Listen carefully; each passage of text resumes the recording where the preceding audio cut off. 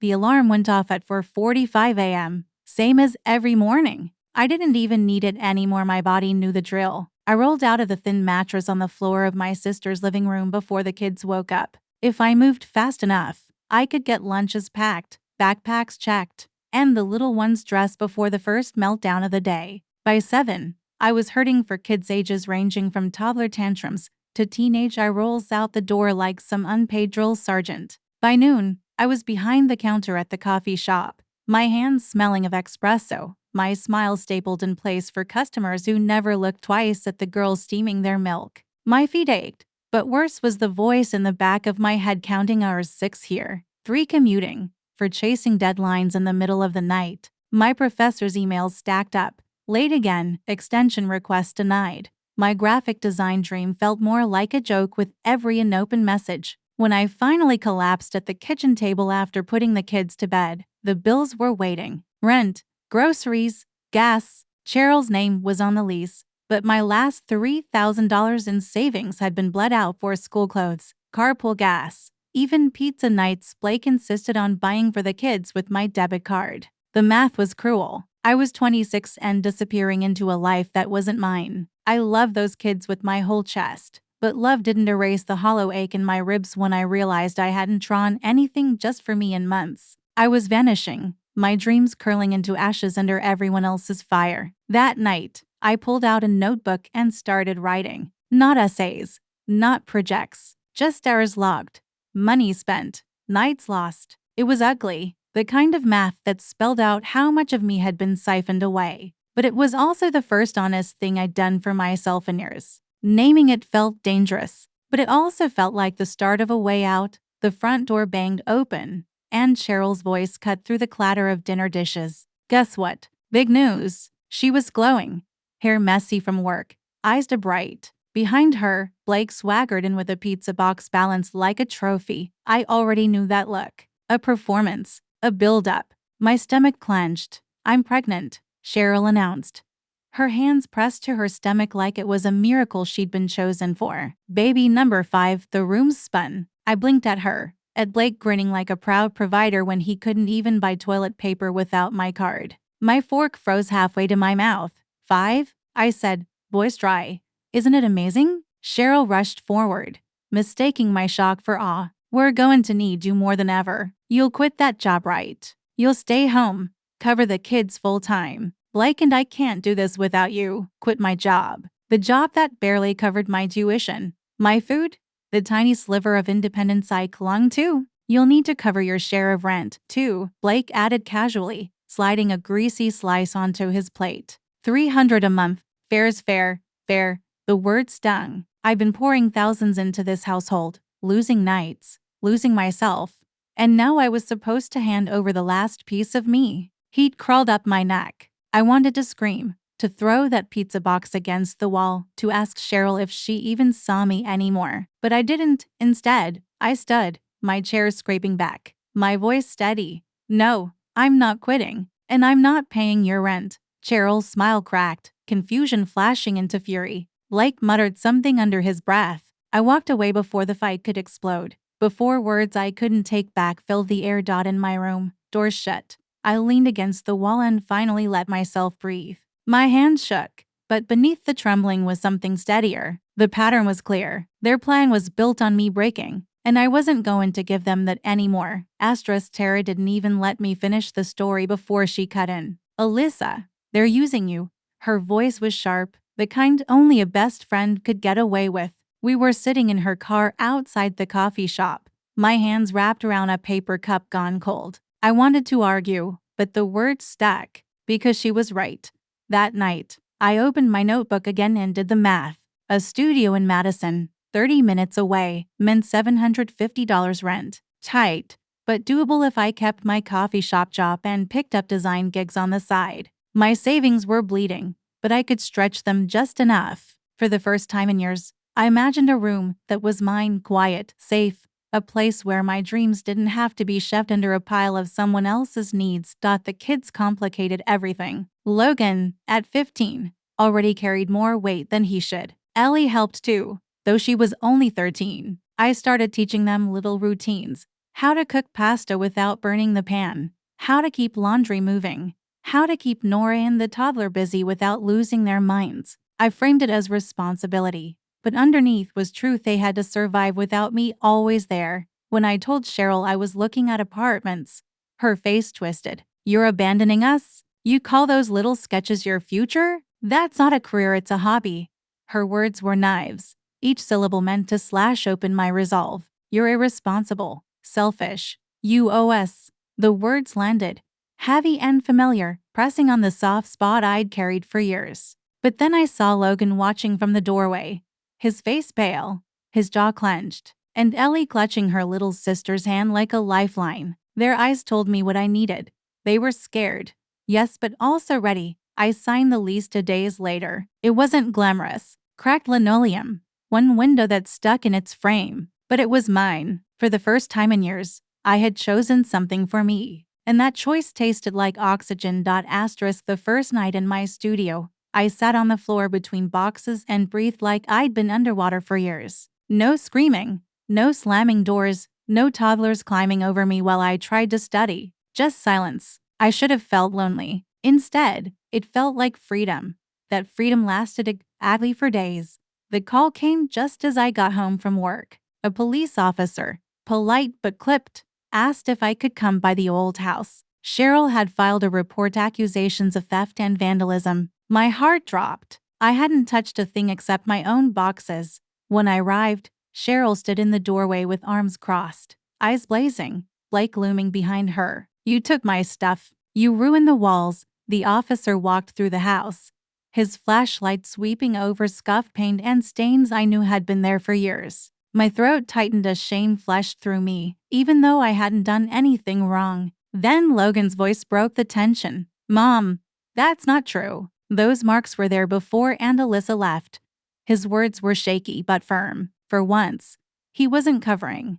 The officer nodded, unimpressed by Cheryl's story, and closed his notebook. Doesn't look like vandalism to me. He gave me a sympathetic look before leaving. Standing there, accused in front of strangers, I felt betrayal burn hot under my ribs. Cheryl wasn't just leaning on me anymore, she was trying to break me for leaving.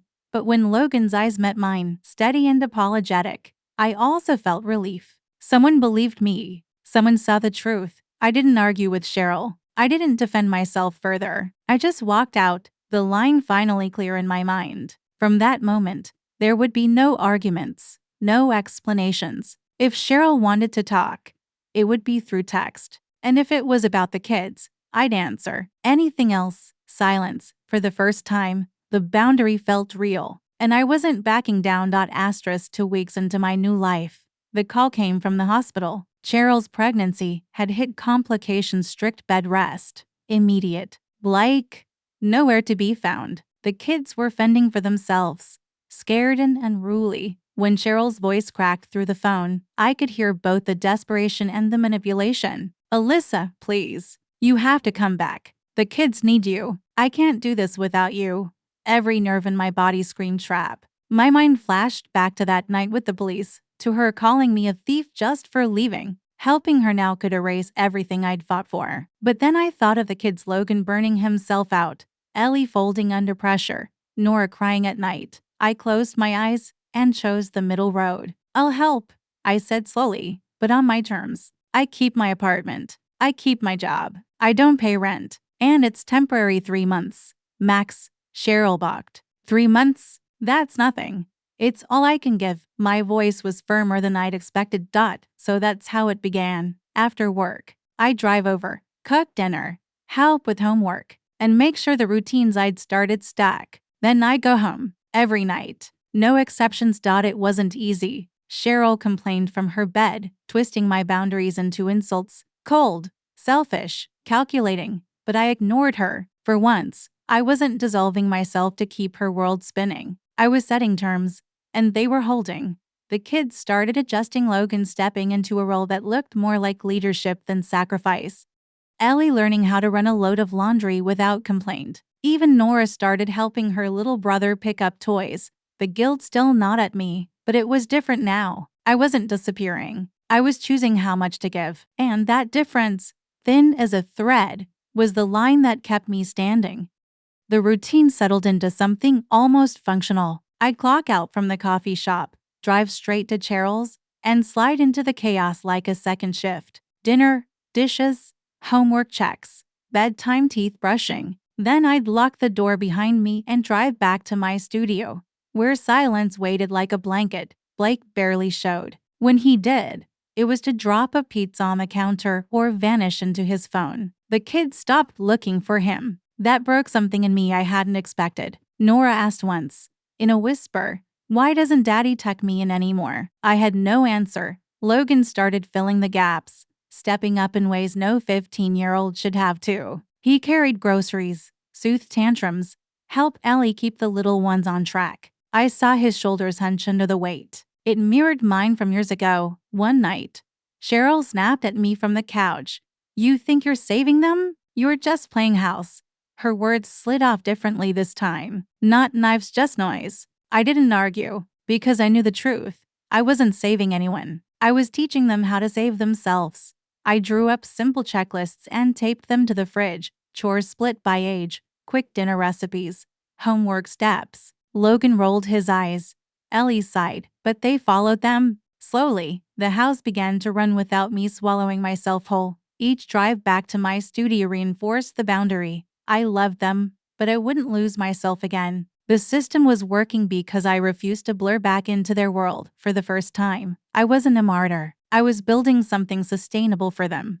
And for me. By the time Cheryl gave birth, the routine was set. The kids could handle evenings without falling apart, and I could walk into my studio at night knowing I wasn't abandoning them. When my 3-month agreement ended, I kept my word. "I can't believe you're doing this," Cheryl hissed over the phone. "You're leaving me right after the baby. You're heartless." Her words burned, but I didn't bend. "I told you from the start 3 months. That's all I had to give, to soften the blow for the kids." I set up a system. Tara became the go-between, passing along updates and requests. I also sent small monthly help grocery cards, gas money, enough to keep them steady, not enough to erase responsibility. Still, the guilt came in waves. Nights I lay awake wondering if I'd done enough. Then I'd open my laptop and dive into design work, the thing that still made me feel alive. It started small $50 logos on freelance sites. Then the cafe asked me to rebrand their menus. Then a startup wanted a campaign. Each project stacked into something real, something I could point to and say, "I built this." Cheryl kept trying to reel me back in. A text here, a guilt trip there, stories funneled through relatives. But the difference now was clear. She no longer had control. I had Tara as my shield, my studio as my anchor, and work that gave me more than it took. It wasn't the clean break I'd dreamed of, but it was mine. Relief braided with grief, but stronger than both was resolve. For the first time, my life was moving forward instead of circling the same drain. After the baby came, everything unraveled faster than I expected. Cheryl lost her job within weeks. Blake drifted out, leaving behind nothing but excuses and unpaid bills. Neighbors who once helped with rides or babysitting pulled back. The house grew quieter, heavier. The kids leaned on each other. Logan took charge of school forms and dinners. Ellie wrangled Nora and the toddler into routines. They called me on schedule, voices bright but tired. I could hear the strain, but I also heard something else: resilience. They were learning to stand without leaning entirely on me. Meanwhile, my life was expanding in a way I'd barely let myself imagine. My studio's walls were plastered with sketches and mood boards. A $500 branding package landed in my inbox, then another client referral, then a steady stream of work that actually paid the bills. Every dollar I earned felt like a piece of myself reclaimed. Of course, Cheryl tried to pull the old script back into play, through texts, through relatives, through guilt. "You owe us." Family doesn't walk away, but the words no longer sank in. I'd built too much. I'd survived too much. I still felt empathy for her. She was drowning. But empathy wasn't the same as surrender. I'd help the kids on my terms, stay present in ways that mattered. But I'd never again trade my life for someone else's mistakes. Looking around my tiny studio, at the sketches pinned above my desk, at the glow of my laptop with another project waiting, I felt pride. Not in perfection, not in escape, but in the choice I'd finally made to stop disappearing. Boundaries weren't abandonment. They were love with structure, and for the first time, I believed I could grow and let the kids grow too without losing myself in the process.